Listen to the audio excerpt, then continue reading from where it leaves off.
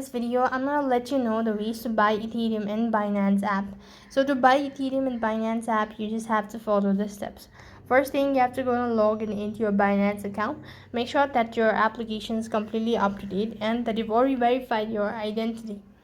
Next, what you have to do is you need to go to the home page, and this is how it's going to look like. Here you need to go ahead and locate Ethereum. On the search box, you can type in that. When you locate Ethereum, you have to go ahead and press on the buy button. As soon as you click the buy button, it's going to direct you to the next field where you have to do all sort of payment method and enter the details on how exact asset that you wish to buy and all of that. Read all of the terms and conditions, and with that you can initiate the transaction, and that indicates you've successfully bought Ethereum in Binance app. So that's all for this video. I hope the video was helpful.